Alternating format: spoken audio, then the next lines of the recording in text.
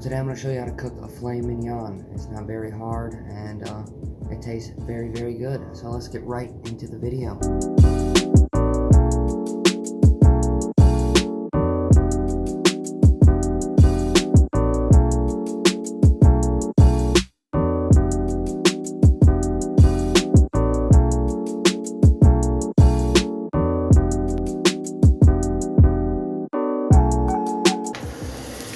And there we go.